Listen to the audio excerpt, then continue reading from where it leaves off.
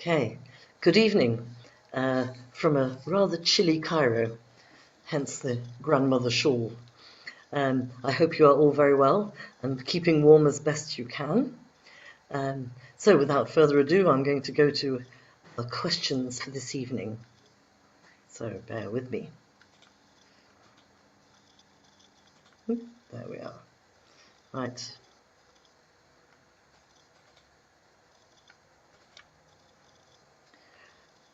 So these are the questions I'd like you to think about. All right. And we'll come back to them shortly. All right. So sometimes we have one question, sometimes we have two or three. So have a quick look at these questions, see if they sound familiar.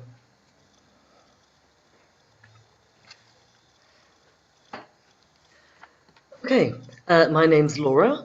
As some of you know, I'm from the UK. I'm a teacher and a teacher trainer.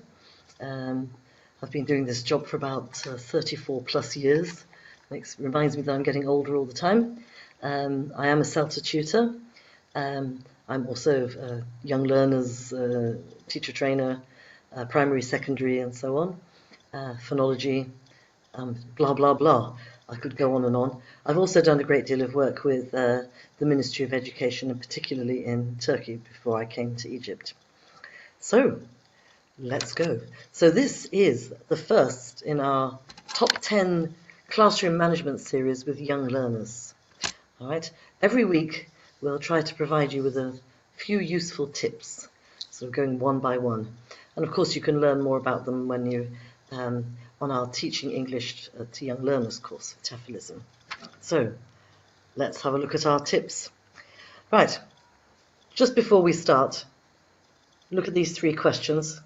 For me, the answer to all three of these was yes. Okay. Yes, I did cry in the school bathroom when I thought I couldn't control the class.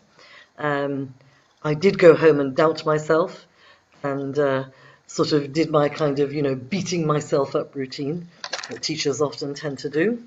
And I sat there and thought, no, I can't do this. I should do something else. I can teach other ages, but I can't teach kids. I shouldn't be doing this. All right? So let's have a look at this quotation. I saw this quotation years ago when I was reading this book on classroom management. It's quite a fierce quotation, but I have no way of proving that this is completely right or wrong because I couldn't see any information on the research to back it up.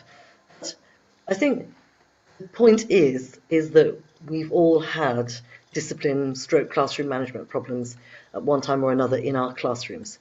So if somebody tells you that they've never had a problem with their class, then I think they're being rather forgetful or, as we would say in the UK, a tad economical with the truth. So this is very important. We're not alone. All right? It feels like that sometimes, doesn't it? You think, oh my God, I'm a terrible teacher. I can't control the kids. It gets out of hand and I don't know, I get them all excited and then I don't know how to calm them down. I'm a terrible teacher. And I go home and, again, beat myself some more. We don't need to do this. We just need to try different things and learn from other teachers. And this is what I did. I was quite inexperienced when I was started teaching younger children. And I did my CELTA, but of course my CELTA didn't prepare me for that. So I started watching other experienced teachers and reading and doing courses and things like this to help myself. All right? So I learned the hard way. It didn't come easily at all. So, tip number one. It's very important to actually get the beginning of the lesson right. And I think this is where a lot of our classroom management problems stem from. We haven't started in the right way. So we need to be organized before we enter the classroom. And that means organizing the little devils, or the little angels, as we might call them. All right? So, 2 or 3 things that we could do, and I've seen this, I've learned this from watching other teachers and tried it myself.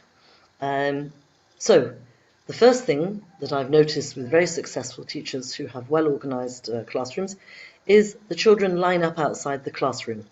Okay, this may or may not be possible in your school, so we'll have to think about that. So children are lined up. In fact, I read something quite funny yesterday, that one teacher actually makes them lean their left arm against the wall. And another thing that's often been mentioned is that they are spaced apart. Well, of course, these days that's probably no bad thing. So not allowed to touch each other. So that's probably to avoid any sort of jostling and accidental hitting that might take place. Okay.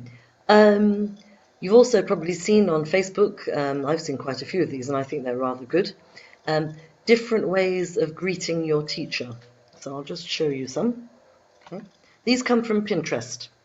Right, they're not mine. And you can find lots of examples of them.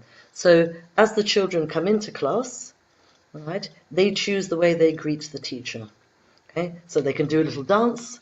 They can elbow to elbow, because nowadays, of course, we can't make too much contact in terms of physical contact. One of the pictures here is bowing, which might work very well in some cultures. Could work in any culture, but it's up to you. A thumbs up. All right. I particularly like this one because I'd be very inclined to do this every day, pulling a silly face. Okay, it's far too tempting for naughty teachers like me. Okay. There are other ones where, you know, the children touch each other's foot, right? So foot to foot. Okay, they could wave. There's also a namaste, or in Thailand we would call it a wai, but it's a common greeting in many Asian countries. Doesn't mean to say that we can't do it either. And there's another nice option here where it's you choose. So again, we give the children some choice. So these are some ideas for choosing the way you greet your students, as in they choose, not just you. Okay, you give them some ideas, and hopefully they'll also choose some of their own. Okay, you might need to set some boundaries if it involves you know, physical contact or something a bit too rough. So you might need to set some rules. You can also ask them an interesting or a silly question. It doesn't have to be so clever, but you know, things like, you know, how would you defeat Aquaman, or what's your favorite sweets, candies? Okay, what's your favorite cartoon? So as they're coming in with their greeting, you know, say you're doing an elbow bump. Okay, what's your favorite sweet? Chocolate. Okay, go in. All right, so this sets the scene. So I think this is really, really important because we have to start in an organized fashion so that we can continue the lesson in a more organized fashion. Okay, so I'm going to stop there because that was our tip 1. Of course, we'd like you to, you know, feel free to leave your questions in the comments section and follow Tefilism on social media. And we look forward to seeing you next week with another tip. So, goodbye for now. Have a nice evening.